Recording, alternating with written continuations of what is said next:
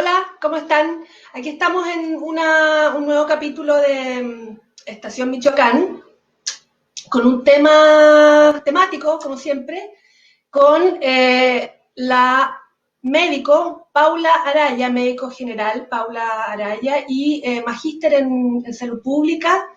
Paula, ¿cómo estás? Bienvenida. Muy bien, gracias por la invitación. De nada, pues. Vamos a comenzar el diálogo, Paula, y hay una pregunta. A ver, estamos bajo un contexto que nos sacó del 18 de octubre, ¿no? El 18 de octubre había una revuelta, habían un camino al plebiscito que también no está, y de golpe y porrazo no estamos en un periodo de cuarentena, de colapso sanitario, de toque de queda, de estado de catástrofe, en fin. Eh, ¿Cuál es tu visión, Paula, de las estrategias que ha seguido el gobierno para contrarrestar el virus? Mira, así, primero, para poder hacer un análisis desde un punto de vista sanitario, es importante contextualizar lo que estamos viendo hoy día, o sea, lo que está ocurriendo hoy día, lo que estamos viviendo hoy día en el día a día, es la consecuencia más cruda y la consecuencia más evidente de un sistema neoliberal que económicamente nos tiene en las condiciones en que estamos y por eso estamos en esta condición sanitaria hoy día, que es súper importante como premisa para poder empezar a hacer un análisis desde un punto de vista de salud pública o desde un punto de vista de salud. En ese contexto, hoy día lo que se está evidenciando es la desigualdad por sobre cualquier otra condición de salud que podemos describir. Ahora bien, la desigualdad, ¿por qué? Porque hoy día los que se están viendo más afectados ante la situación actual son particularmente los más pobres, los más vulnerables. ¿Ya? Ahora, respecto de cómo se ha abordado, lamentablemente tenemos que decir que se ha abordado de muy mala manera y de manera muy insuficiente.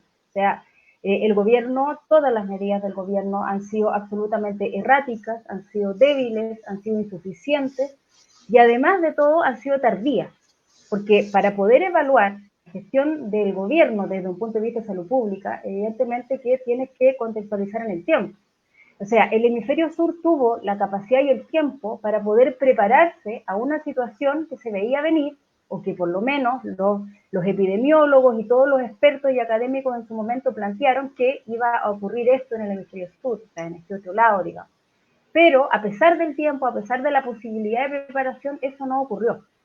Entonces, no ocurre, las medidas son tardías, es evidente, ¿no? Yo creo que a la opinión pública es evidente que la estrategia de las cuarentenas diferidas fueron un fracaso, la falta de testeo ha sido un fracaso, y eso, lamentablemente, la falta de voluntad política también, nos tiene en la condición que estamos, porque además cualquier elemento, cualquier definición que se pueda determinar para poder controlar la pandemia hoy día, exige una evaluación y una preparación desde las determinantes sociales de la salud. O sea, hoy día una cuarentena que se vive en una comuna como Las Condes, por ejemplo, no es la misma cuarentena que se vive en La Pintana. Evidentemente que se ven hoy día aquí las características de problemas de vivienda, de problemas de cesantía, el nivel de hacinamiento, la violencia intrafamiliar, o sea, todas las dificultades que están ocurriendo hoy día, si hubieran sido previstas, si el análisis hubiera sido desde las determinantes sociales, evidentemente que no estaríamos en la situación en la que hoy día estamos. Paula, te escucho con atención y a lo que dices, digamos, se me viene un poco a la cabeza esto que la pandemia nos pilla en medio de una crisis de credibilidad tremenda, ¿no? Tremenda de las autoridades. Hablamos del ministro de Salud, hablamos del gobierno, del presidente. Digamos, estas mismas autoridades son las que se han encargado de destrozar su credibilidad, ¿no? Y si a esa falta de credibilidad, bueno, en la mañana leía que 7 de cada 10 chilenos afirman que no confían en la información que entrega el gobierno. ¿Ah? Entonces, ante esta falta de credibilidad y el escenario de los contagios que crecen día a día, estamos hablando que en la región metropolitana es bastante intensa la situación, ¿cómo hacemos para salir de todo este escenario del que estamos hablando, ¿no? Que es un poco caótico? Respecto al primer elemento, esto no ocurre ahora, digamos. Esta situación de pandemia, esta situación económica, esta crisis socioeconómica que estamos viviendo, y crisis sanitaria, se agudiza ahora. Esto es el resultado de largos años de implementación de un modelo. Ahora, hoy día lo evidenciamos en que estamos sufriéndolo en carne propia, digamos, lo estamos viendo de la manera más cruda.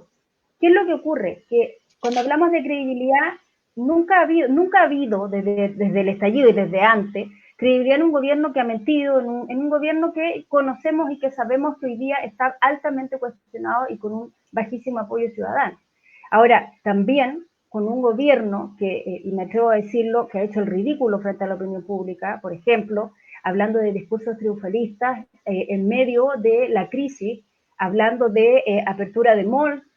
O sea, cuando se intenta abrir un mall en una comuna de alto riesgo, como Las Condes, cuando lo intenta hacer un alcalde con el respaldo del gobierno, cuando se intenta que retornen los niños a clase, cuando se habla de esta nueva normalidad, evidentemente que hay un gran porcentaje, yo creo que la mayoría de la población que cuestiona lo que se plantea desde la autoridad sanitaria y particularmente desde el gobierno, pero por otro lado también no se cree muchas veces, porque muchas veces en la atención diaria vemos pacientes que no creen aún que esto pueda ser tan severo y tan grave como está ocurriendo a nivel de contagio, digamos. Porque claro, las señales han sido confusas, las orientaciones han sido poco claras. Ahora, ¿cómo salimos hoy? Es complejo porque estamos en una situación, yo diría, más que crisis, en un estado de catástrofe, realmente desde todo punto de vista. Ahora, ¿cómo tenemos que ir saliendo? Primero que todo es importantísimo, porque sí, medidas que hay que tomar ya es la transparencia en los datos. Eso es fundamental. Porque lamentablemente hemos ido conociendo los datos poco a poco y desde distintos actores que han estado en contacto o en comunicación con el gobierno se le ha exigido mayor transparencia en los datos. ¿Por qué es importante esto? Porque la mejor transparencia en los datos te permite tomar mejores decisiones sanitarias. Pero si tú estás constantemente intentando aplanar la curva, o ya se hizo, porque ahora ya es absolutamente inevitable, o sea, no hay ninguna manipulación de datos que pudiera permitirlo, pero si tú lo intentaste hacer permanentemente, evidentemente que tienes una brecha entre la realidad y lo que los números muestran. Probablemente, porque ojo, los números de contagios hoy día no son los de ayer, probablemente sean los de hace una semana o más, porque los exámenes están con retraso, todos los números que estamos viendo son retrasados también. Entonces, a la transparencia de datos es una cosa importante, desde un punto de vista de salud pública, vamos. Ahora, ¿qué necesitamos? Empezar a buscar dónde están los infectados. O sea, hacer una búsqueda activa de casos. No solamente aquellos casos que hoy día están confirmados, lo que conocemos son los pacientes con exámenes confirmados. Pero la mayoría, si tú ves las cifras, puedes ver que son mayoría sintomáticos. ¿Cuál es el paciente que no se está buscando? El asintomático o el que tiene síntomas leves. Para llegar a eso, tú tienes que hacer un testeo a gran escala. Tú tienes que salir a buscar al paciente que está en su casa, que no consulta, que está asintomático o que ya no está en contacto con alguien enfermo y que no está haciendo el aislamiento, porque a pesar de las cuarentenas, igualmente el contagio está circulando. Ahora, si tú no haces eso, y esto es con evidencia internacional, la evidencia internacional dice que el testeo masivo, la búsqueda activa de casos, más la cuarentena, con ambas dentro de una serie de medidas, son efectivas en poder frenar la pandemia. Ahora, ¿cuarentena en qué condiciones? En las condiciones en que estamos hoy día, en que hay una gran parte de la población pasando hambre, en cesantía, sin poder subsistir a la crisis sanitaria, evidentemente que no es una cuarentena que nosotros quisiéramos que existiera. O sea, una cuarentena tiene que ser con las condiciones de alimentación, de subsistencia, de vivienda, para que las familias puedan hacer efectivamente una cuarentena que tenga un objetivo sanitario. Y por otro lado, entre algunas cosas, entre algunas medidas fundamentales, es activar a la atención primaria de salud, fortalecer la atención primaria de salud. Desde el principio, desde la autoridad sanitaria se ha obviado la atención primaria de salud en su rol principal, que es el territorial. O sea, hoy día todo lo que se habla a nivel gubernamental es camas, ventiladores, hospitales.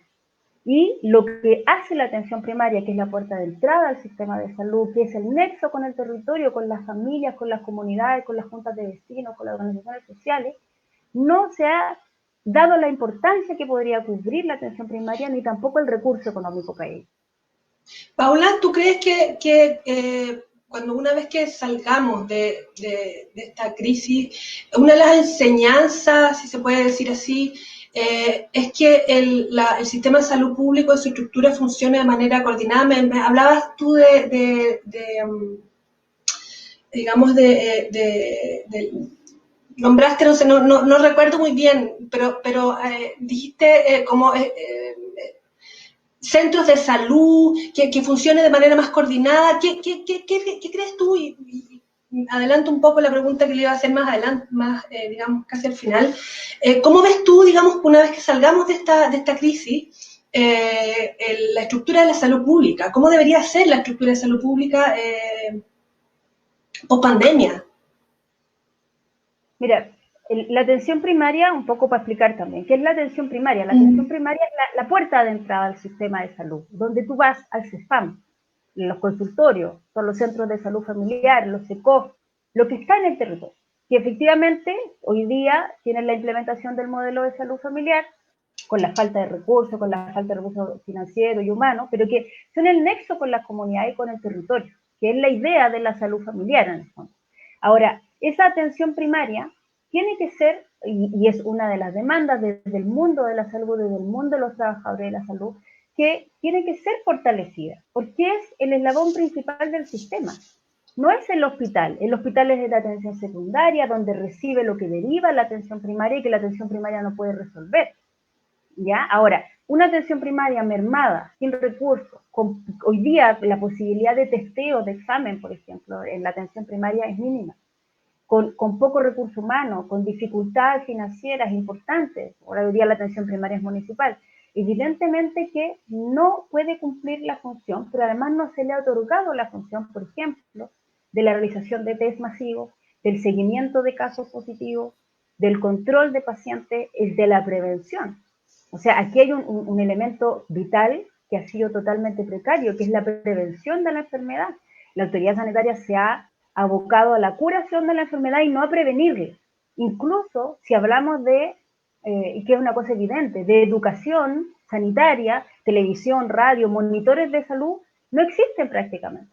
Más allá de, incluso, se ha hablado del lavado de manos, pero tú ves la televisión particularmente casi, es muy poco lo que se educa en la televisión y es la voz fundamental para afrontar esta pandemia. Ahora, si hablamos del sistema público, de qué es lo que necesitamos, evidentemente que necesitamos un sistema distinto al que tenemos. Hoy día hay un Paula, sistema... perdón, continúa. Dime. No, claro, necesitamos un sistema de salud, digamos, que el colapso no sea tan enorme, no sea un colapso, porque se habla mucho de colapso sanitario. ¿Ah? Esta semana, estos días hemos escuchado en la tele, qué sé yo, en las redes sociales, que se habla mucho y se conversa mucho de colapso sanitario. Yo creo que nos saques de una duda, ¿qué significa colapso sanitario? Porque no creo que sea solamente falta de cama, falta de ventiladores mecánicos. Imagino, y hablabas tú de educación, imagino que es también falta de capacitación de profesionales en situaciones intensas, situaciones de crisis. Mira, yo no me atrevería a decir que es una falta de capacitación. Lo que pasa es que cuando tú hablas de colapso es porque la demanda sanitaria, la necesidad en salud, es mucho mayor que lo que el sistema puede ofertar, digamos.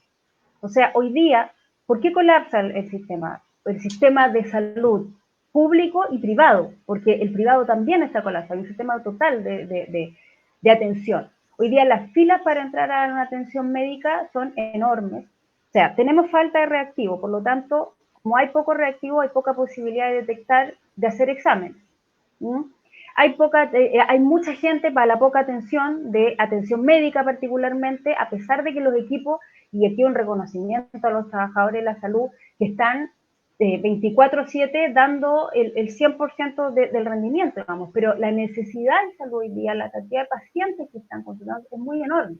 Ahora, más allá de eso, no, disculpa, es que, ¿sabes por qué te lo digo? Te lo digo porque estuve revisando un estudio, y el estudio, bueno, del 2015 al 2018, por nombrarte un ejemplo, y podemos seguir conversando ahora en este tarde, es que, por ejemplo, médicos geriatras, del 2015 al 2018 han habido 33 médicos, ¿entiendes?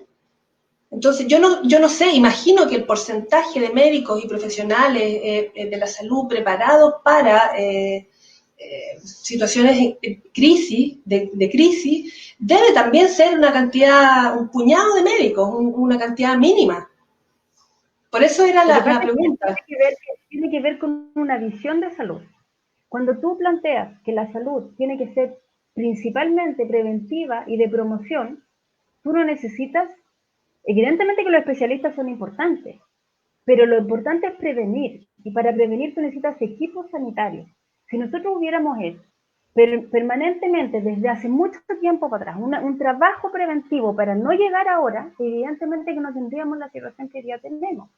Cuando tú hablas de especialistas, claro, hoy día, ¿qué se necesitan? Intensivistas, urgenciólogos, la gente que está viendo a los pacientes complicados. Ahí hay una brecha, ahí se necesitan mayores profesionales preparados en eso. Pero la idea no es...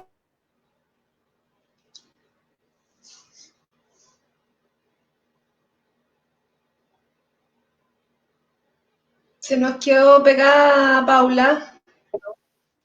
¿Sí? ¿Me escuchas? ¿Cómo que se cortó? Ahí estamos. Ahí continuamos, Paula. Seguíamos con la pregunta, era, más bien estábamos en la conversación de qué tan real es en este colapso, digamos, sanitario, la falta de profesionales de la salud en crisis.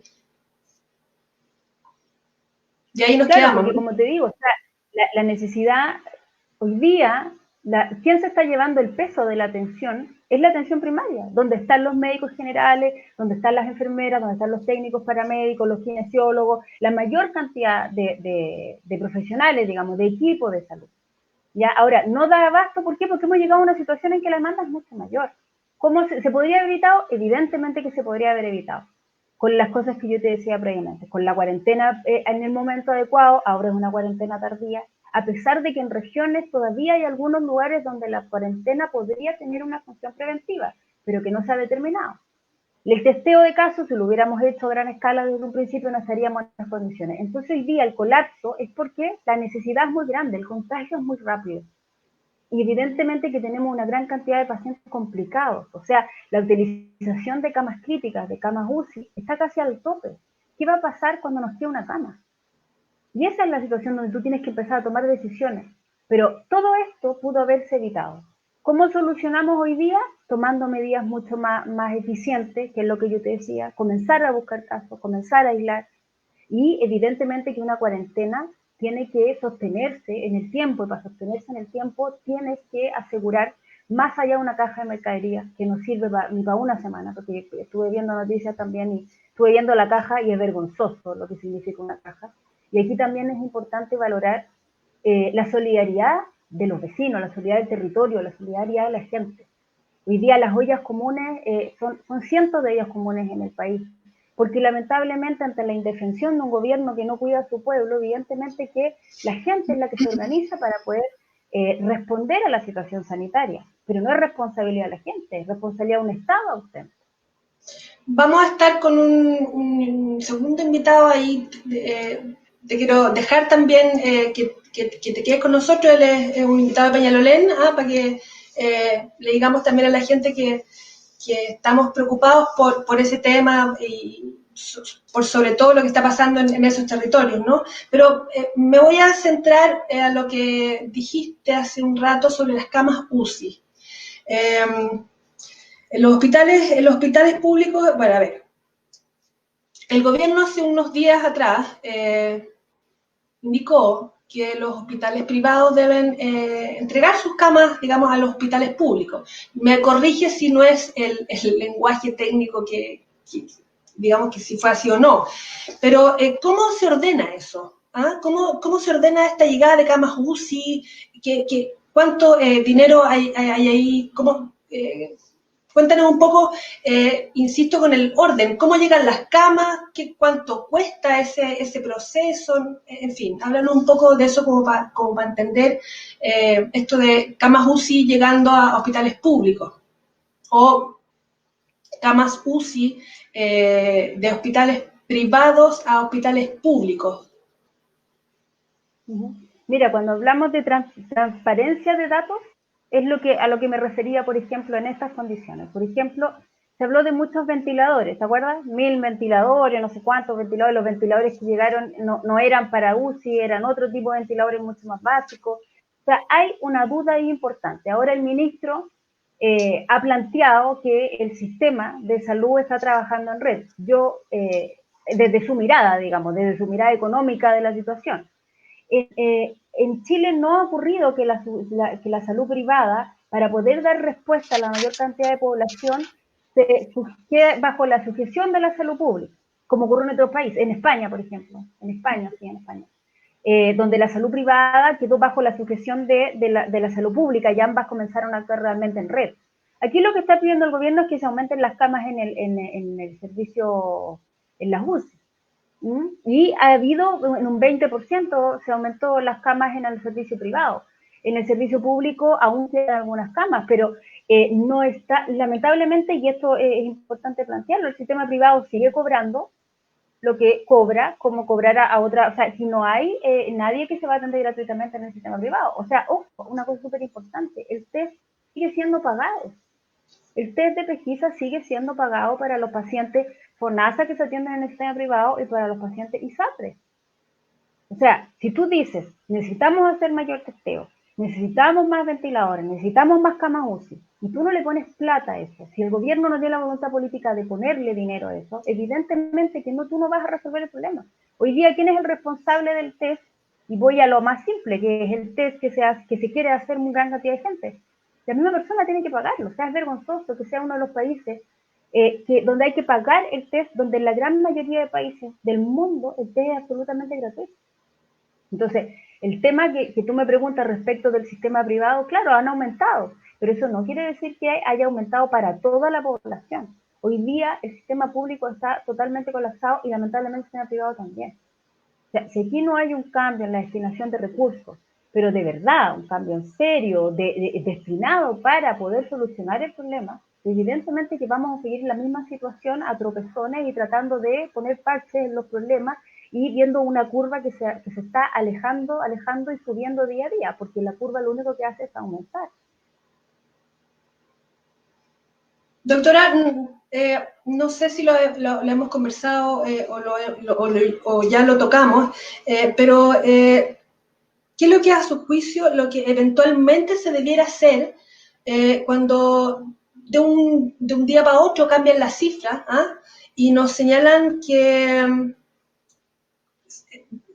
nosotros pensamos que estamos yendo hacia un camino, ¿no? Y de un minuto para otro nos señalan, nos bombardean con cifras que nos dejan, digamos, en otro lugar, en otro camino. Entonces, ¿cómo se toman las decisiones de prioridad? Ya no hablando, digamos, en la contingencia ahora del gobierno, sino que en términos generales un poco, ¿cómo se toman las decisiones de prioridad en términos de salud pública? Mira, una de las cosas fundamentales y de la que adoleció este gobierno desde el principio, y que es importante desde un punto de salud pública, es que las decisiones se tienen que tomar en conjunto con el mundo social, con los actores que tienen que ver con salud. No solamente en cuatro paredes, digamos, entre supuestos expertos, sin escuchar al resto de los actores que tienen que ver con el tema de salud. ¿Y por qué lo planteo? Porque una de las cosas más, yo creo que graves que han ocurrido desde el principio de esta pandemia es que ha habido una resistencia por parte del gobierno de escuchar al mundo social, académico, científico, que ha intentado, porque aquí han habido propuestas, han habido voces que se han levantado desde distintos espacios, distintas organizaciones, para poder aportar en un trabajo conjunto. ¿Ya? Pero el portazo ha sido permanente por parte del gobierno. Ahora, cuando tú tomas decisiones de salud pública, tú necesitas un país comprometido con la situación en la que estás. Y aquí quiero poner como ejemplo Cuba, por ejemplo. ¿ya? Porque es un ejemplo de salud, es un ejemplo de sistema de salud y también de salud familiar y donde la atención primaria es lo más potente del sistema. Efectivamente, allí existe un compromiso de toda una comunidad permanente, de todo un país, con un gobierno, con un ministerio, con cada territorio comprometido porque son parte de las decisiones. Y aquí quiero poner como ejemplo la supuesta mesa social, una mesa social que se conforma en medio de la pandemia, pero que de social tiene bastante poco, digamos. O sea, no se incorporan, por ejemplo, a los trabajadores de la salud en esa mesa. Y lamentablemente esa mesa social tampoco ha sido escuchada con los elementos y las propuestas que le han planteado al gobierno.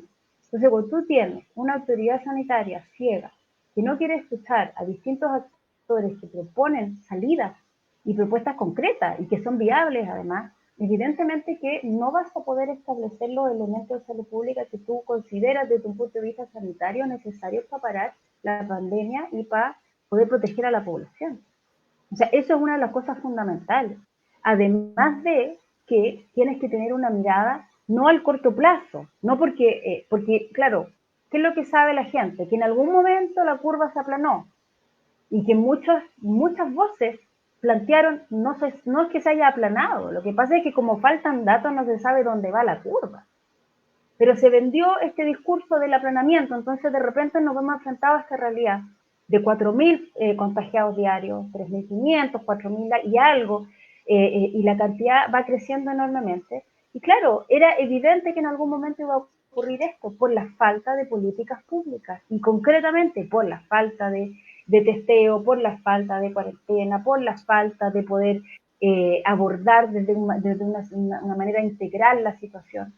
Y por eso nos vemos en esto. Y era algo que iba a ocurrir y que muchos actores lo plantearon en su momento. Ahora, el tema es cómo lo abordamos ahora, y que es lo que yo te he planteado. O sea, no podemos esperar más, no podemos esperar a que el otro mes el gobierno determine que vamos a comenzar a hacer mayores pruebas, por ejemplo, mayor aislamiento, vamos a preocuparnos. No, esto tiene que ser inmediato, tiene que ser rápido. ¿Por qué no, por qué, a tu juicio, por qué no hay una insistencia en no escuchar del gobierno? Porque, digámoslo, no, parece que no escucharan y siguieran una lógica que no se entiende mucho.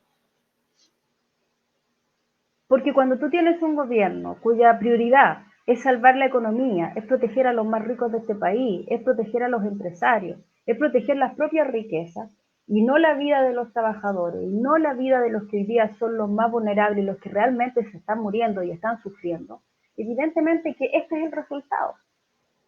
O sea, un estallido social que ocurre en octubre, no gratuitamente, sino que porque llegamos a un punto en que la gente comienza a salir a la calle, comienza la movilización social, es el reflejo de años de abuso y lo que está haciendo hoy día el gobierno no es más que lo que podríamos esperar de un gobierno como el de la derecha. Y en esto soy súper clara. Probablemente esto no ocurra en otro país, bueno, Brasil, por ejemplo, que tiene la misma ideología que el gobierno que nos impera hoy día en este país. Entonces, mientras no haya una voluntad política y una voluntad ideológica, poner la vida de las personas, la vida de los trabajadores, la protección de un pueblo por sobre los intereses económicos de unos pocos, vamos a estar permanentemente en esta situación en que nos encontramos hoy día. Y es por eso que es tan importante la movilización social, la organización social, porque hoy día se utiliza mucho el concepto de distanciamiento social. Claro, pero en el fondo nos hablamos del distanciamiento físico, de no acercarnos al otro para no contagiarnos concretamente. Pero hoy día tiene que haber más movilización social y más organización social para poder ayudarnos entre todos nosotros a salir de la problemática en la que estamos. Y evidentemente que una vez que podamos superar esta crisis, porque en algún momento la vamos a poder superar de alguna manera, podamos organizarnos, podamos movilizarnos y podamos exigir lo que necesitamos, y no lo que nos quieren dar. Hablabas un ratito de las mesas, ¿no? La mesa social y la mesa técnica son mesas que se han formado para, digamos, contribuir a sacar ideas para el beneficio de todos, ¿no? Pero, ¿cómo ves tú que el gobierno se apoye tanto en estas mesas? Porque la mayor parte de las ideas que han salido, la de las camas UCI, por ejemplo, lo del programa Saludablemente, son todas ideas que han salido de ahí, o sea, no hay un discurso en el gobierno, ¿no? De rescatar y sacar ellos ideas, sino que se apoyan mucho en estas mesas.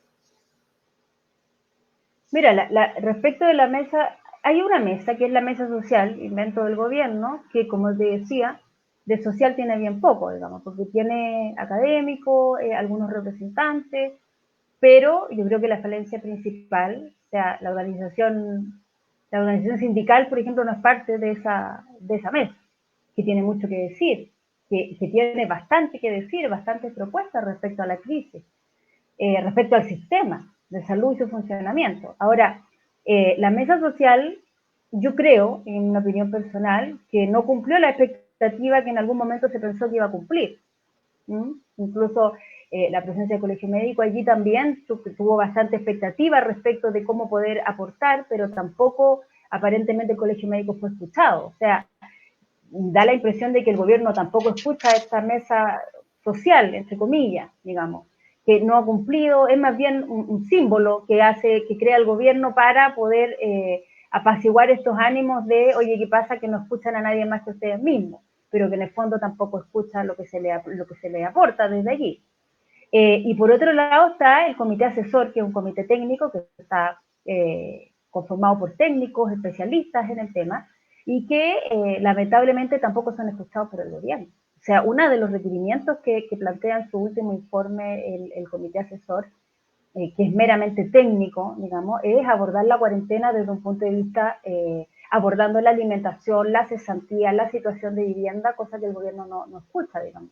El mismo comité asesor habla del testeo a través de la atención primaria, establece, por ejemplo, el trabajo comunitario con monitores de salud en la comunidad, pero el ministro aparentemente tampoco escucha ni el gobierno al comité asesor. Entonces, al revés de lo que plantea, creo que no es que escuche, sino que no escucha.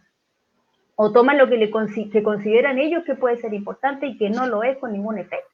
Es que a eso iba, o sea, toma lo que ellos consideran importante y esa considerar importante lo agarran y se apoyan en eso, ¿no? Y sacan el programa Saludablemente y hacen lo de las camas UCI, pero en el fondo no tienen una iniciativa propia, ¿no?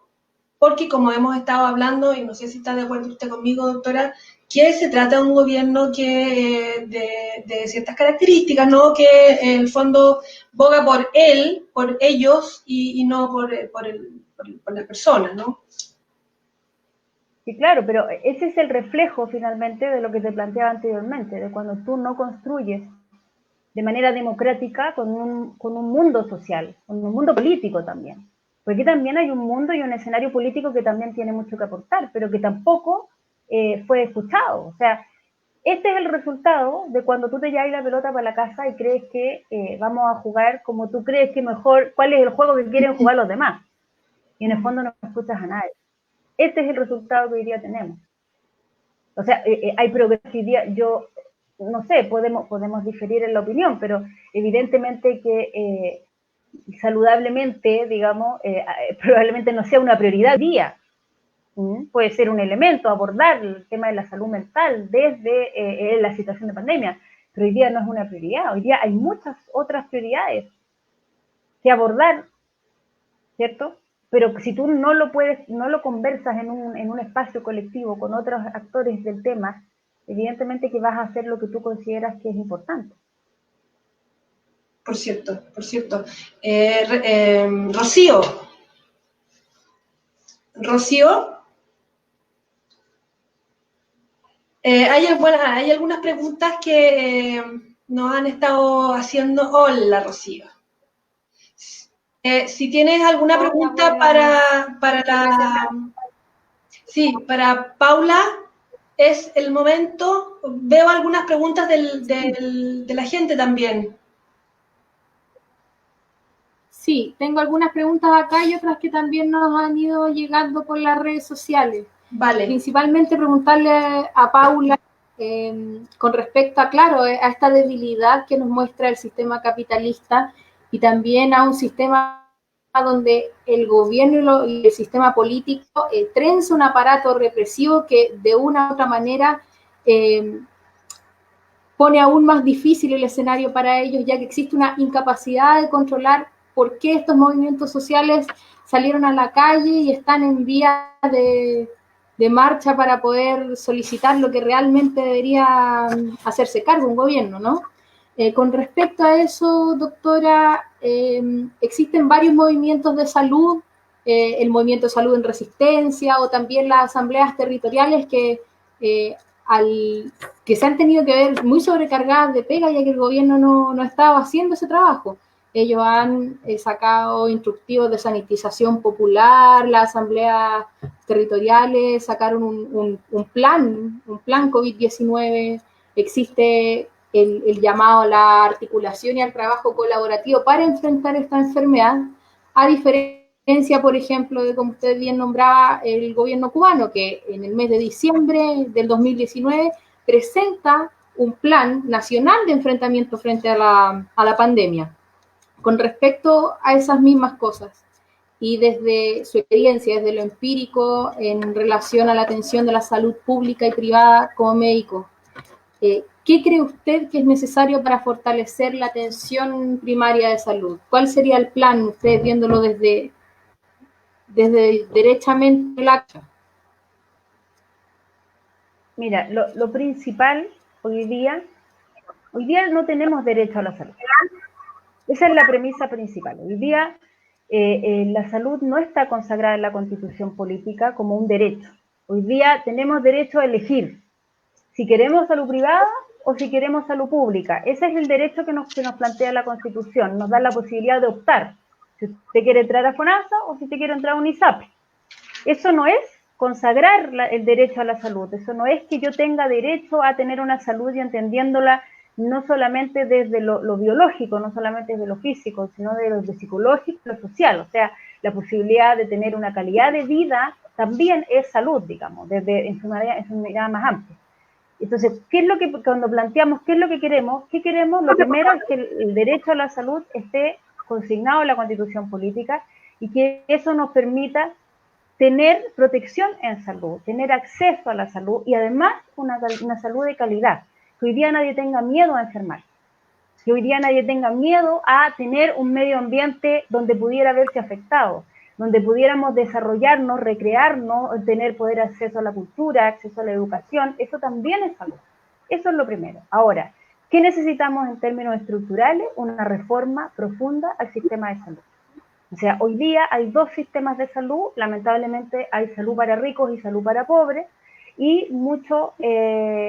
lamentablemente la salud pública, a pesar de lo que dice el personaje del ministro de Salud, que tenemos el mejor sistema de salud público, yo creo que la experiencia evidentemente habla por sí sola respecto de cuáles son las capacidades del sistema público, y no es por incapacidad del sistema público ni de sus profesionales, sino que tiene que ver con que es un sistema público precario, que no tiene la capacidad para responder a lo que se exige. Por lo tanto, necesitamos modificar esto. Necesitamos tener un sistema nacional de salud donde todos podamos tener acceso de igual manera.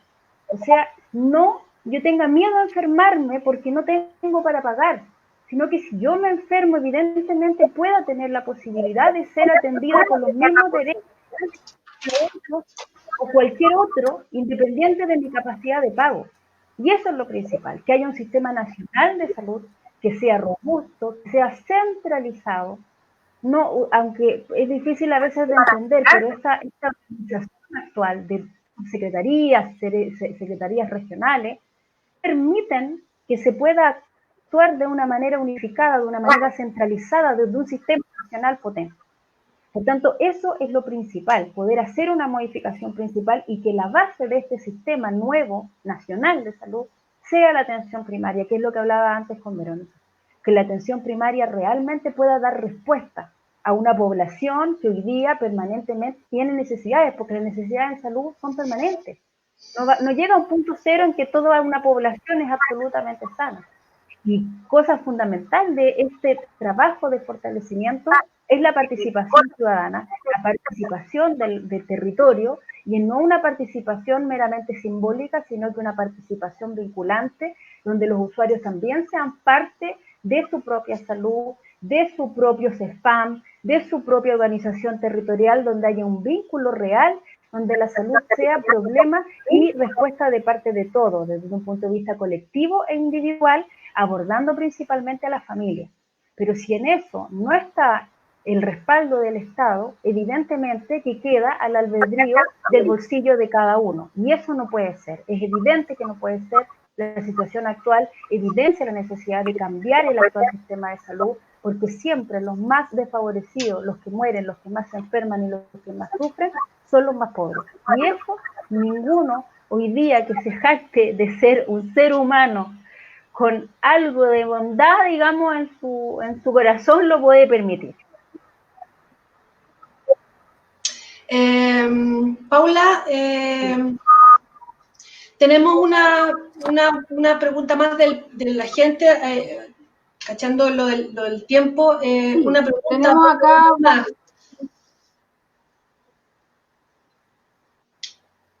Sí, bueno, ya hay preguntas también orientadas a la Constitución, pero eso creo que ya estuvo resuelto en la respuesta anterior.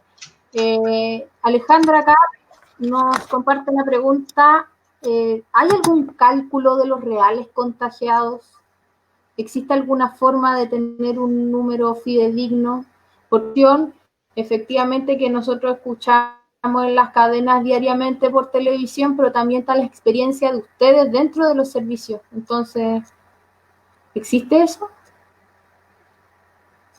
Mira, hoy día, como lo planteaba anteriormente, los casos reales que nosotros vemos son los confirmados. Son los casos que se han hecho una PCR particularmente, que es la prueba que confirma el virus. Por lo tanto, los 4.000 que vemos diario son los 4.000 exámenes positivos, digamos. Ahora, ese paciente tiene una cantidad de contactos estrechos que también probablemente puedan estar positivos, pero también tenemos una gran cantidad de pacientes asintomáticos, que son los más peligrosos, porque son los que creen que no contagian y son los que más están contagiando. Entonces, cuando no tenemos posibilidad de saber hoy día cuánto es lo real, primero, porque los datos que hoy día manejamos no son lo suficientemente claros de cómo llegamos a este punto, porque recordar, hace un mes atrás, un mes y medio atrás, se contaban solo los pacientes sintomáticos como pacientes positivos y los asintomáticos no se informaban. Por lo tanto, ahí tenemos una brecha. Esto se comienza a informar desde hace un poco tiempo acá. Ahora, por eso es que insistimos en la necesidad de aumentar el testeo, porque si no es imposible saber cuáles son los casos reales y aquellos que están contagiando hoy día. Ahora bien, tenemos falta de reactivos, por lo tanto también tenemos falta de posibilidad de confirmar los exámenes. Hay lugares donde francamente no se están haciendo exámenes, entonces se derivan a otros lugares donde queda algo de reactivo para poder hacer el tema. Entonces, mientras no haya mayor testeo, imposible saber el número de contagios. Ahora bien, lo que estamos viendo hoy día es la fotografía desde hace una semana atrás, porque estos exámenes, o sea, hoy día demora más o menos en promedio 7 u 8 días el examen en estar el resultado. Los lugares más rápidos 5 días. Por tanto, esto que estamos viendo hoy día son los confirmados de hace 7 días atrás, entonces es imposible saber hoy día qué es lo concreto el día de hoy. Lo más probable es que sea muchísimos más casos que lo que hoy día estamos viendo en lo numérico, digamos. Eso es lo más probable. Rocío. Doctora, frente a las consecuencias que va a conllevar esta pandemia, la salud mental, que es un hito súper importante. Si bien es cierto, no es la prioridad en este momento, ¿cuál crees tú que sería la forma en la cual deberíamos abordar y apoyar a la población en términos de salud mental?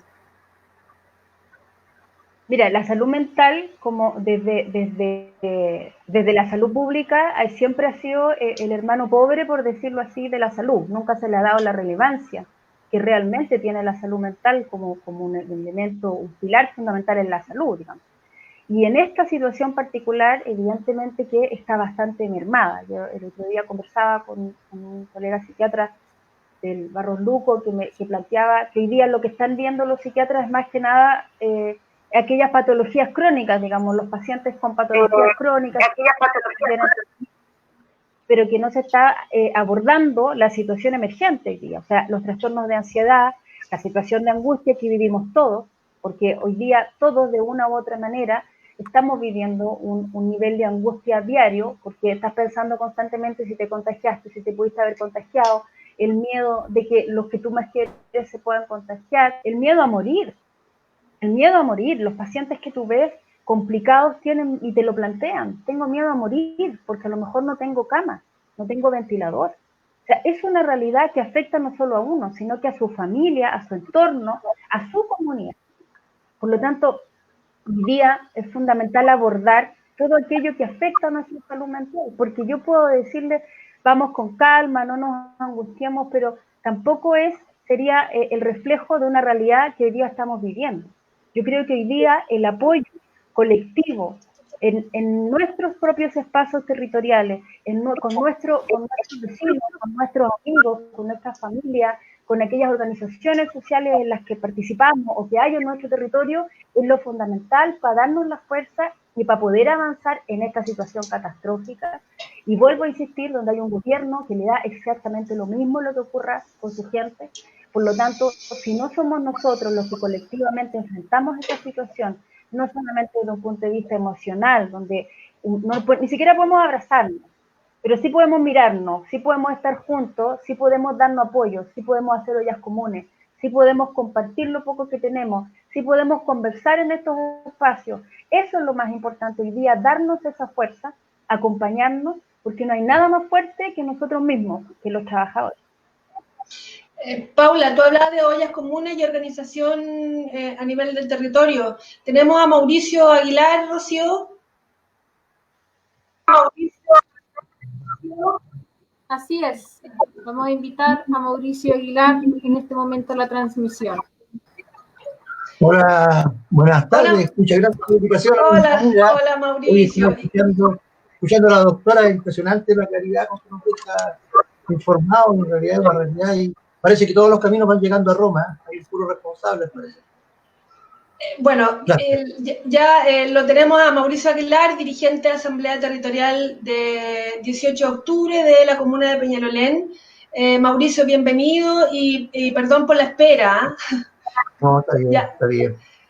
Mauricio, vamos a conversar al tiro. ¿Cuál es la situación actual de tu territorio? Sí, mira, lamentablemente hay una cantidad de gente infectada, primero que nada, en el marco de lo que estaba un poco señalando la doctora, tremenda. Yo creo que las cifras reales todavía no se expresan. Yo creo que hay 3 o 4 veces más de lo que hay, de lo que dicen las cifras, ¿no? Una cosa bien compleja, y que ya producto de una cesantía que venía hace rato, de una inestabilidad económica importante en el territorio, a los pocos días de cuarentena y a los pocos días del estallido social, a muy poco tiempo de que se produjera la pandemia, ya empezamos a visibilizar complejos casos económicos que se empiezan a expresar, ¿no es cierto?, primero en una serie de saqueos en el territorio y luego, ¿no es cierto?, una respuesta más organizada de otra forma en lo que son las ollas comunes que hoy día se están levantando por todo el territorio, con una cantidad impresionante, no, obviamente que no sabemos cuántas, pero desde que partimos organizando esto, se ha levantado una cantidad enorme de ollas comunes como una respuesta, ¿no es cierto?, al hambre, o sea, nos sacudió violentamente, incluso con varias organizaciones. Nosotros exigimos en Peñalolén la toma de una medida más seria del gobierno central, que ha sido tan irresponsable y tan indolente con la catástrofe sanitaria, económica que estamos enfrentados. Entonces, en ese marco, nosotros, afortunadamente, se produjo esto, pero con las medidas de parche del gobierno, no estaba preparado, ¿no es cierto?, para poder enfrentar a las familias en sus casas sin un ingreso económico que permitiera, ¿no es cierto?, resolver el tema de la alimentación, elementos básicos. Esa es un poco la situación de una gran cantidad de vecinos y vecinas del sector, y que se va a ver agravada con el tiempo. Mauricio, ¿qué respuesta o qué relación tienen con la autoridad regional, local? Mira, sí, ahí hay una suerte de coordinación con el municipio. Hay un acopio que se está haciendo generalizado y ese acopio se ha ido distribuyendo de alguna manera, pero también, ¿no es cierto?, están lo que son las autogestiones, porque la verdad es que, claro, hay una intención, no digo que sea una mala intención o insuficiente intención, hay una intención y creemos que esto lo tenemos que enfrentar todos juntos,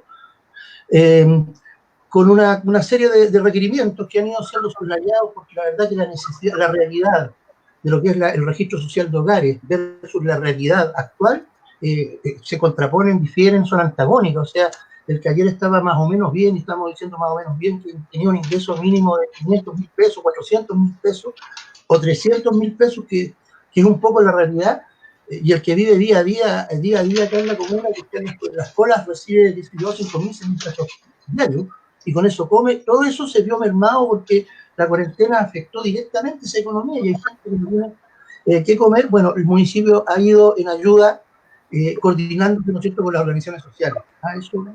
Pero es una ayuda de acuerdo a las capacidades. Entendemos que el gobierno central no ha liberado todavía recursos económicos importantes para poder enfrentar, ¿no es cierto?, los municipios con cierto nivel de autonomía, el poder resolver con las organizaciones sociales que estamos a disposición de colaborar, resolver la entrega de alimentos y la entrega, en este caso, de alimentos.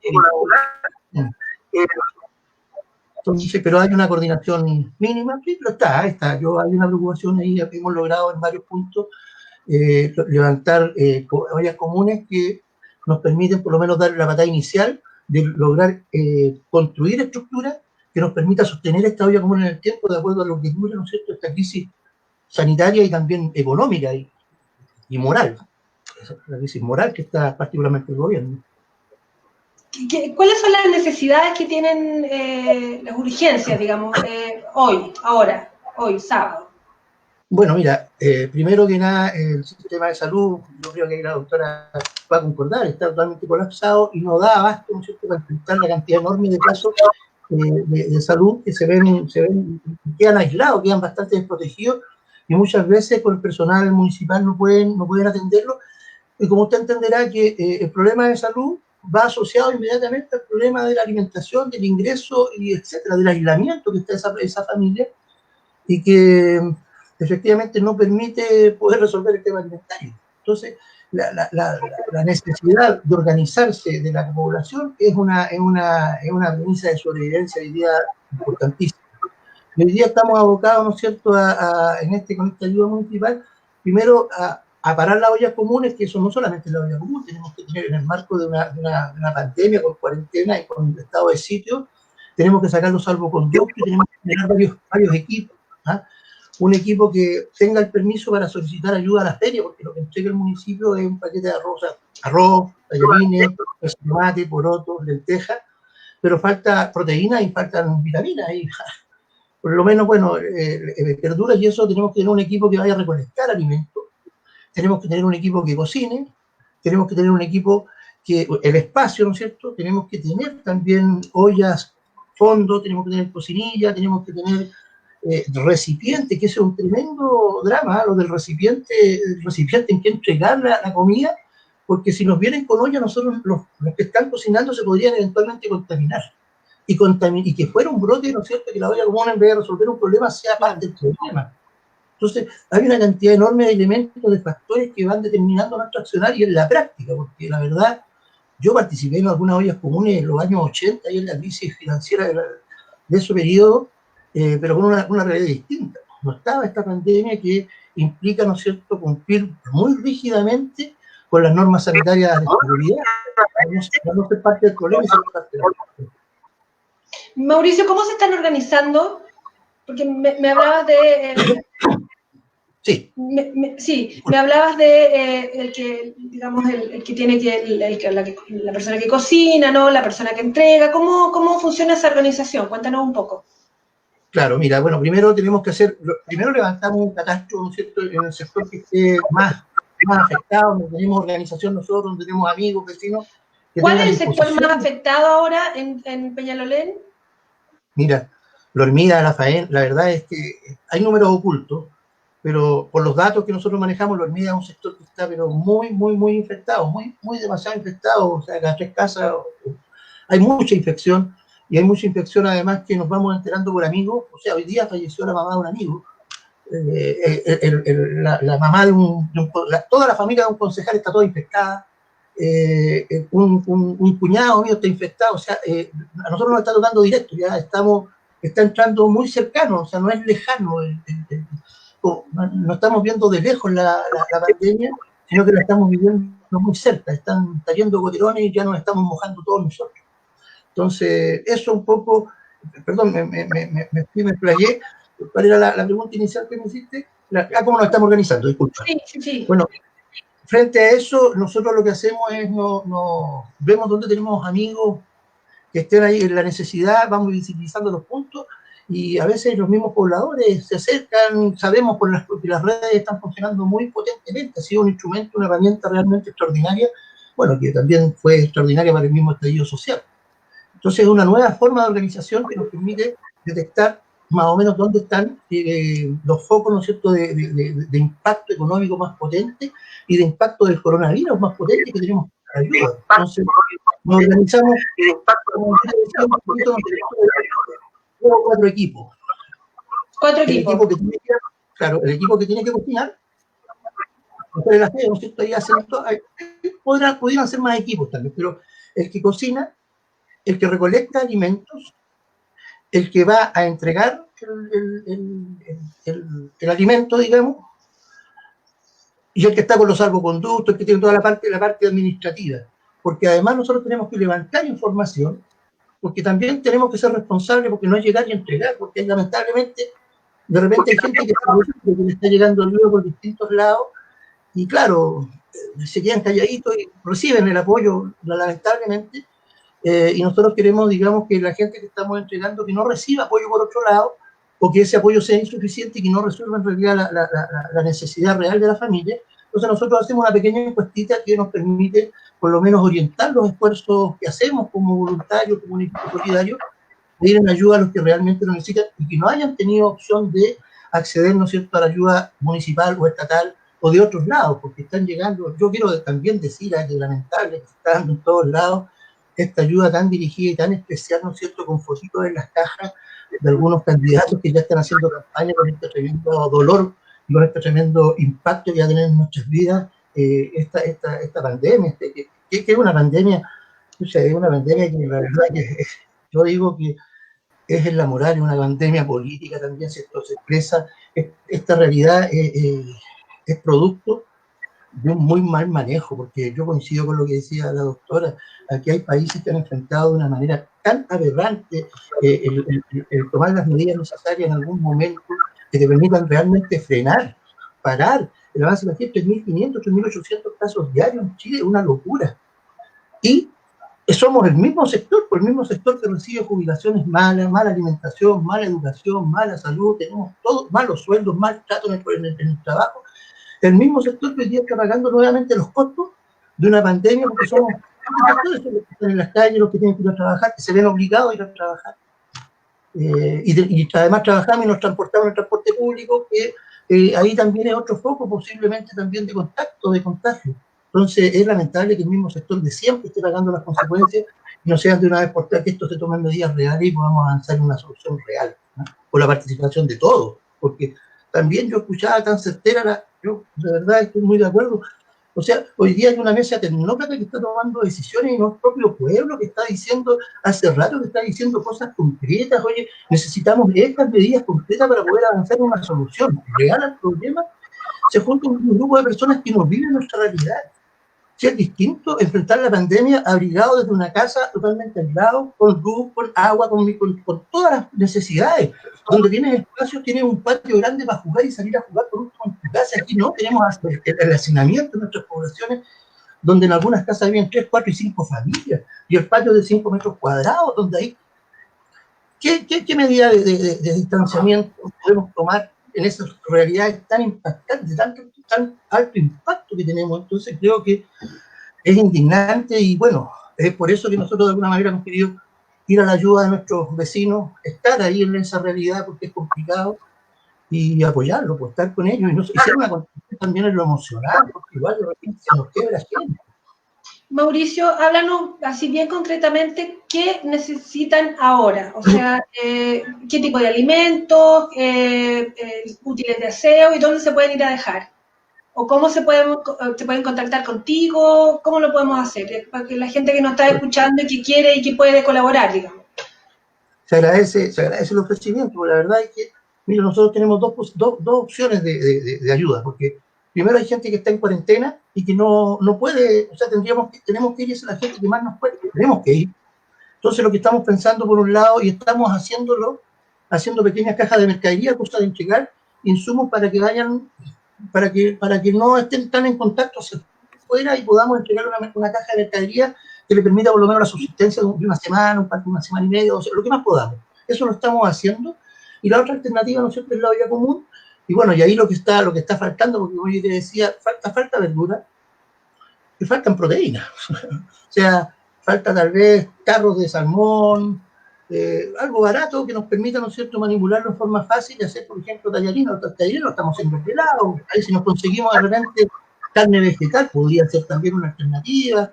De repente hacemos una vaca entre todos nosotros, pedimos cuando estamos muy cortos, muy ajustados en una olla común, plata de nuestro propio bolsillo para comprar, no sé, 3, 4 paquetes de vienesa, esas de 20, las más baratas, las cortamos, las picamos y se las echamos los tallarines. Vamos resolviendo, entonces son proteínas por un lado, siempre las legumbres son importantes, donaciones yo digo, de tarros de conservas de pescado, de tejurel tipo salmón, el salmón tipo tejurel, que vayan, ¿no es cierto?, de alguna manera haciendo una dieta más completa, porque también la alimentación tiene que ver, la doctora, no vi todo el programa, pero también con una persona bien alimentada, obviamente que vamos a tener mejores defensas para poder resistir. Si yo digo, insisto, lamentablemente somos el sujeto que recibe todos los, entre comillas, beneficios o desbeneficios del sistema, porque con una mala alimentación que vamos a tener malas defensas y vamos a ser mucho más proclives a tener la capacidad de poder resistir de mejor manera, porque no todos mueren por el COVID. Morimos los que estamos más mal alimentados, los que estamos con una salud, una atención primaria, pero rápida, buena. Entonces, lo que le decía yo, o sea, tal vez legumbres, que es importante, siempre es importante, de repente, ¿sabes qué? Nos quedamos cortos con el gas.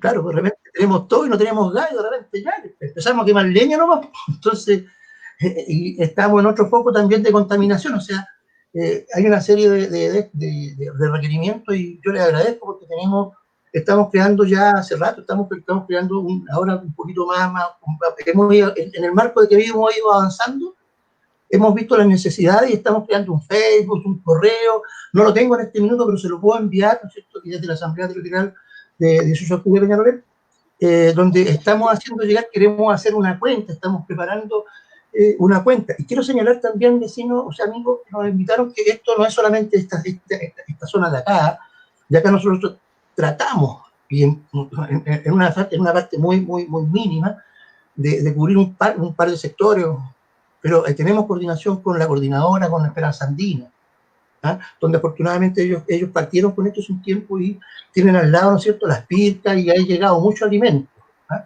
Tenemos también coordinación con unos amigos que yo soy parte también de Peñalolén a Todas, que nosotros, un sector se agrupó en esta batalla que estábamos dando por aprobar una nueva constitución, que es responsable también de cómo se ha enfrentado el problema esta constitución, con tan pocas herramientas que le deja al Estado para tomar decisiones, por ejemplo, sobre el control de precios, que hoy día no pueden hacer.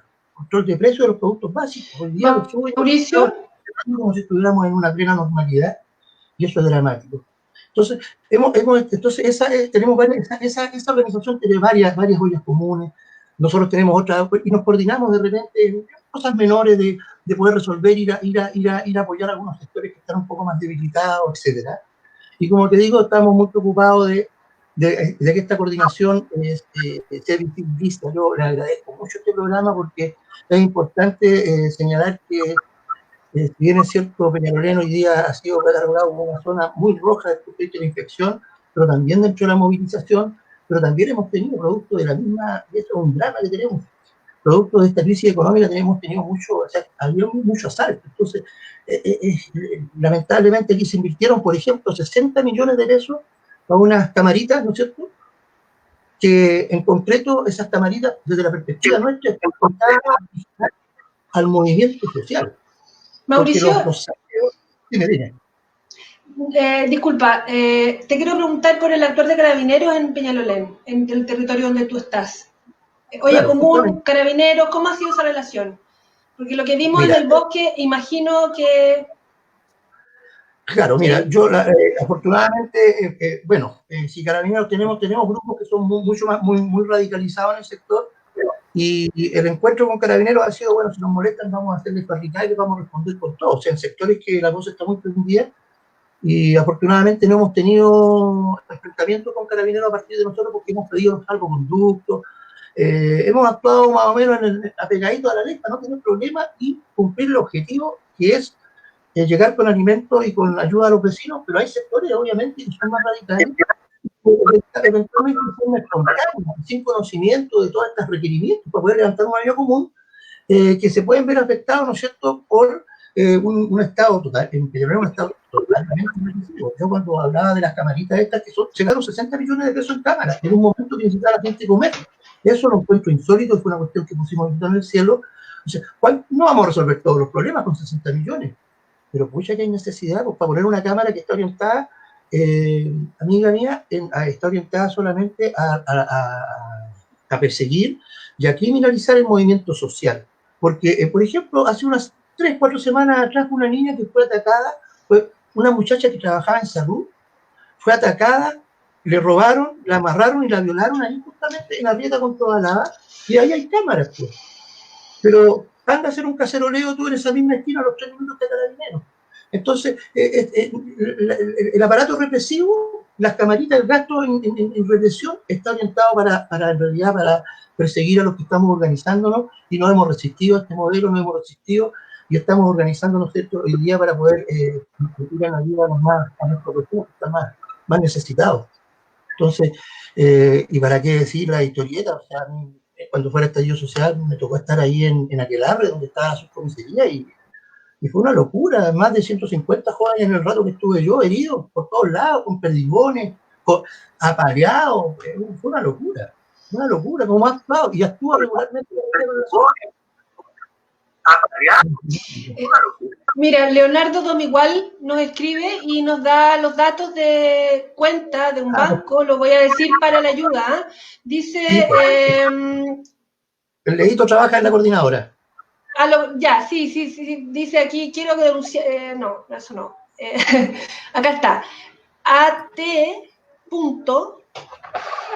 18 de octubre, Peñalolén, Asamblea, ya. AT, tú me corriges si me equivoco.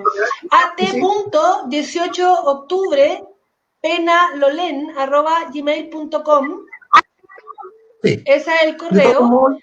Y la cuenta RUT es 19.189.084-1 del Banco del Estado.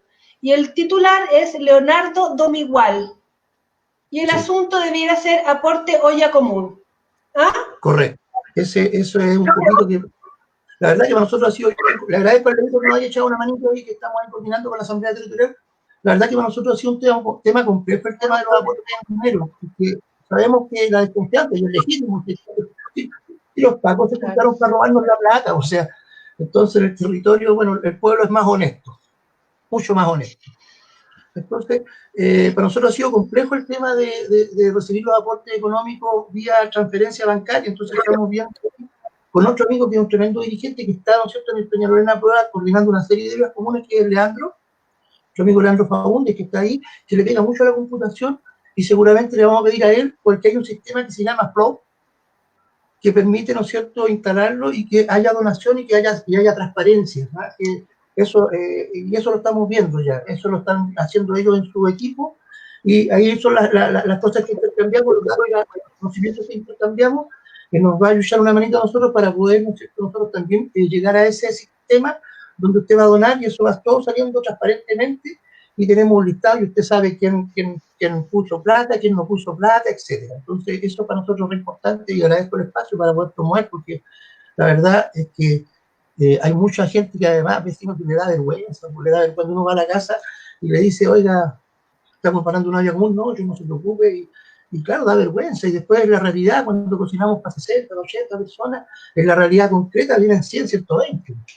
Entonces, es complejo y la ayuda va a tener que ser en algún momento un factor de sobrevivencia en las ollas comunes que va a permitirnos enfrentar de mejor manera y alimentar a nuestra población para que tengan defensa, para poder enfrentar de mejor manera esta enfermedad que yo pienso, doctora, que nos va a dar a todos. De alguna manera nos va a dar a todos. Paula Araya, la doctora, si tiene alguna pregunta a Mauricio, por favor. O Mauricio, si tienes alguna pregunta a la doctora. En realidad, yo quisiera saludar el trabajo que se está realizando en Peñalolén. Sabemos que ahí hay poblaciones bastante vulnerables. La hormiga, la faena, ¿no? Saludar y felicitar también porque esta es una expresión concreta de la organización territorial y cómo se van dando respuestas. Preguntarles cómo ha sido el vínculo con los trabajadores de salud en el territorio, con los CEFAM del territorio, si se han establecido ciertas conversaciones, apoyo, porque también entendemos que los trabajadores de alguna manera están vinculados a lo que se está haciendo, me imagino, desde la organización territorial. No sé si ha habido alguna conversación, si se está trabajando en conjunto algo ahí, consulta.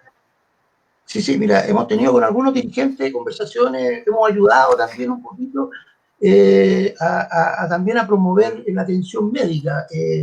Como esto está como en pañales, o sea, llevamos 2 semanas ya parándonos con los días comunes, 3 semanas como más tiempo. Pero tenemos contacto y vínculo con los trabajadores de la salud, por lo menos con el CEFAM de San Luis, tenemos con el de Carlos Ursúa, y vamos construyendo un tejido. Lo que pasa es que estábamos, en la primera parte lo que pasa es que quedaron varias organizaciones a media caminar, porque nos pilló esta pandemia y estábamos construyendo otra fuerza para dar otra pelea y nos agarró esta por el lado, tuvimos que desviar un poco la centralidad. Pero sin lugar a dudas nosotros tenemos contacto con varios, aquí hay lamentablemente hay una buena cantidad son 7 u 8 centros de salud en la comuna, lamentablemente organizados en 7 organizaciones de 8 creo que son, lamentablemente porque hay divididos por ahí arriba ganan, pero primero que nada un tremendo saludo porque son unos tremendos chiquillos que están en primera línea, están ahí dando la cara todos los días con los miedos que tienen. Yo he conversado por lo menos con un par de ellos y la verdad es que muy complicados ellos, pero con una fuerza y con un valor extraordinario de estar, y también yo saludo a los médicos que han estado en primera línea enfrentando una cuestión tan compleja que es vida o muerte. O sea, si te da, eventualmente pudieras morir o quedar con secuelas graves. Entonces, la relación que tenemos, porque es una relación, pero que están tan copados de trabajo, doctora, que la verdad es que es de poco el tiempo, y el poco tiempo que tienen, yo creo que se lo dedican un poco a descontaminarse, a destraumarse de todo lo que verán en los centros médicos. Yo me imagino, yo decir que murió la mamá de un amigo nuestro hoy día en la mañana, y por una atención, y bueno, aquí no le podemos echar la culpa a los muchachos que están aquí, pero fue una atención totalmente tardía del municipio. Ya entiendo que están colapsados, pero el municipio promete de llamar, por último una llamada, y no hacen ni la llamada. Tuve que recurrir, tuvimos que meter bulla para que lo pudieran atender a los 3 días recién. Le pegaron la llamada, casi se le murió la mamá, tuve que llevarla al médico, y ahora ya falleció la mamá lamentablemente hoy día. Entonces, no, es un problema de un sistema. Es un sistema que no da abasto, es un sistema que está mal hecho. Es un sistema, la doctora debe saberlo más, pero es un sistema que hoy día no. La medicina tiene que ser preventiva, lo primero. Y en este caso, realmente que los aportes, en vez de gastar en estas camaritas, hubiéramos tenido, ¿no es cierto?, a lo mejor la capacidad de poder hacer más controles esto es una cuestión que tiene que ser enfrentada de forma integral, por muchas áreas, ¿no? El tema de la salud y en particular de la pandemia. Entonces, Mauricio, no tenemos un vínculo tan potente ahí. Dígame nomás. hace un rato le preguntaba a la doctora, a Paula, sobre cómo debería ser la salud pública post pandemia, ¿no? ¿Cómo se imagina usted que debería ser la vida de los territorios post pandemia? Una pregunta así como imaginándonos. Sí. Bueno, yo creo primero con la gran lección que tenemos, que la verdad que primero el Estado tiene que hacerse responsable de la salud, el Estado. Que coexista el sistema público y privado, pero correcto. Me parece que los que tengan más posibilidades de atenderse en una cuestión de hotelería, porque hay más ricos los postres, es más bonita la niña que lo atiende, y la pieza rosadita está bien pintada, perfecto. Pero la salud tiene que ser responsabilidad del Estado, y es más, yo creo que hay modelos preventivos, como en Venezuela. Lamentablemente Venezuela dice, uy, al tiro se tiñó la cosa, pero la verdad que los resultados en salud en los países de distinta lógica ideológica son distintos, pues, porque el ser humano está en el centro y no está el mercado en el centro. La salud no es tomada como un negocio, sino que es tomada como una cuestión, un derecho humano. Entonces, yo pienso que el modelo tiene que primero ser preventivo. Tenemos que tener médicos mucho más cercanos, tal vez y el Estado local, el Estado nacional y el Estado local invertir en obligar a la gente que, porque esto hay que como que ponernos un chip nuevo de que ir a la medicina preventiva, pues, ir a los controles sean obligatorios, ¿no? En el marco, ¿no es cierto?, porque sale mucho más barato. O sea, yo no sé cuánto se gastará en una operación, por ejemplo, no sé, al apéndice, o una operación que se pudiera, de una enfermedad que se pudiera prevenir, no sé cuánto será, pero mucho más barato prevenir una enfermedad. Entonces yo pienso que la salud debe ser totalmente preventiva y con una salud con mucho más centros de salud, y en la medida que vayamos, y además una educación en hábitos. O sea, esto también tiene que ser enfrentado en forma integral desde todas las miradas, de la mirada educativa, que los jóvenes, los niños se vayan educando, ¿no es cierto?, en una lógica de una salud donde la salud es principal, es importantísimo.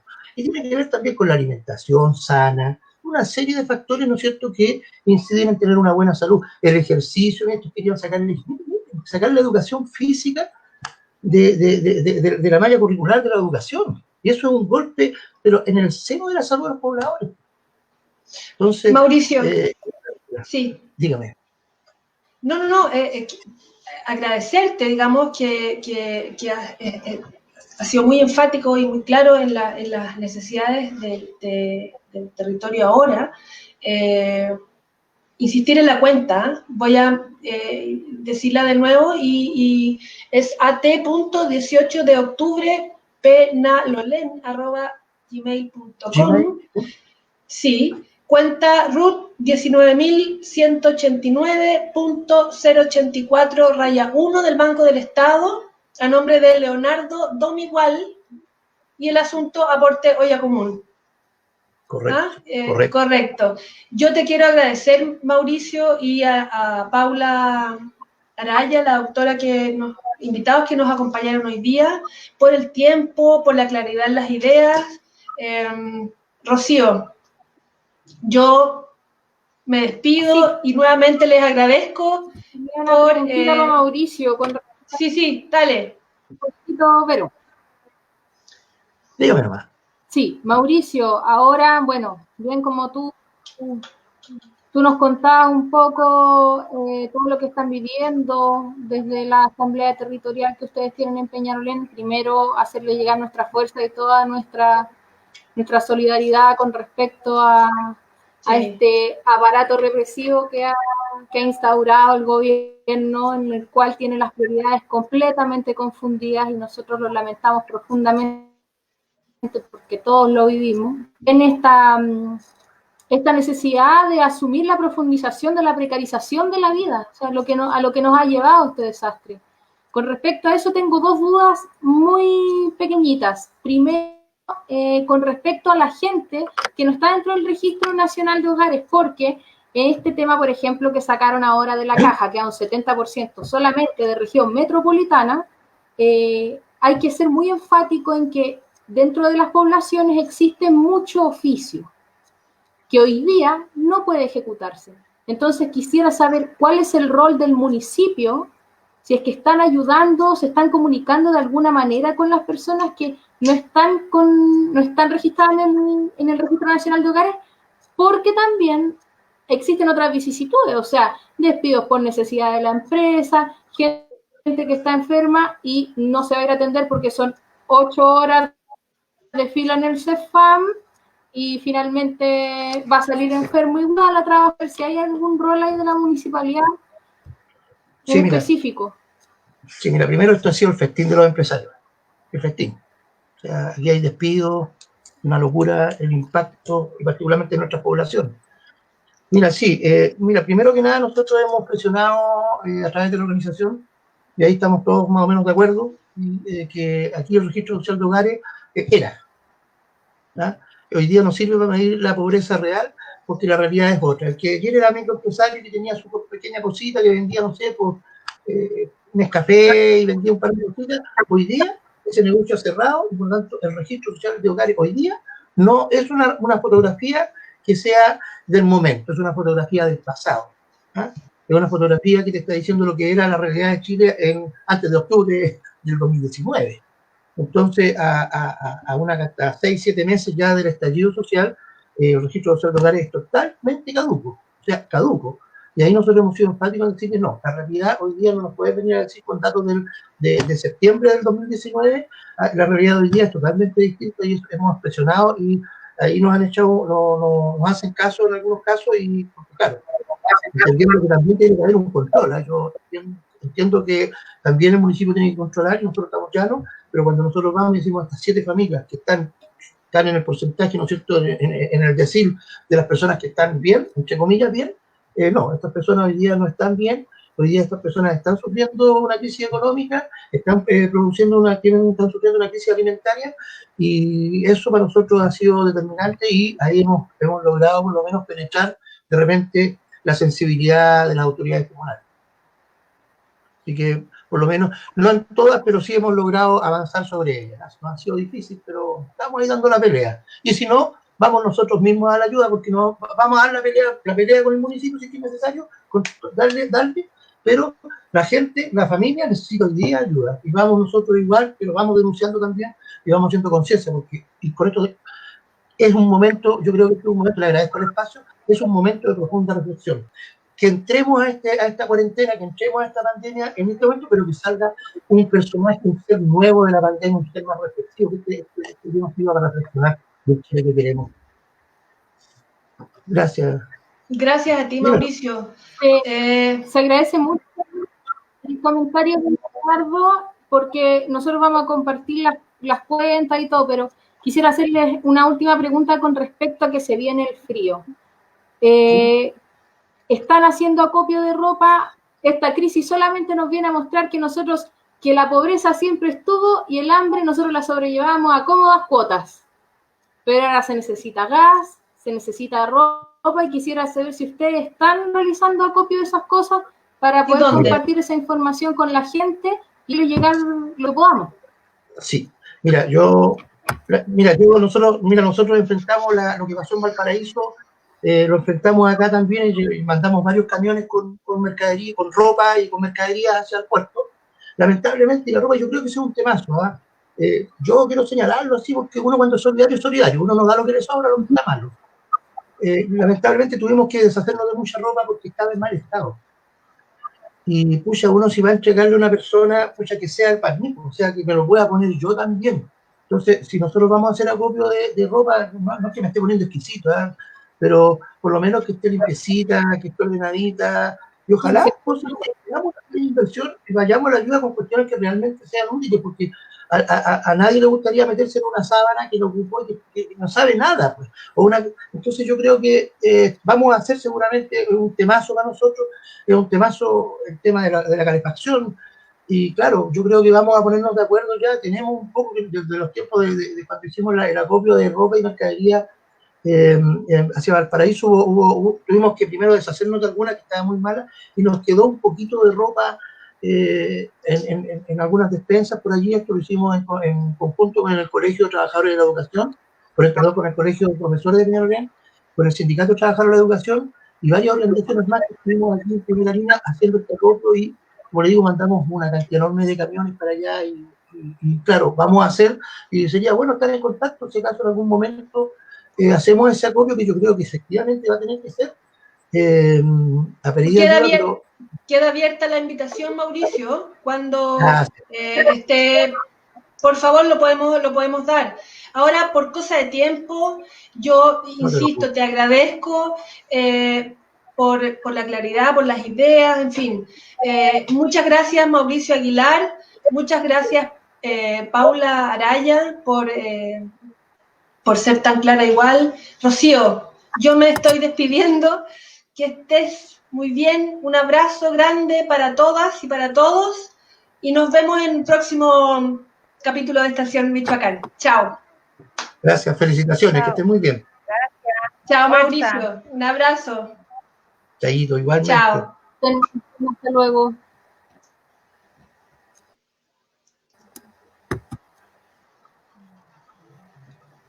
¿Estamos fuera? Sí.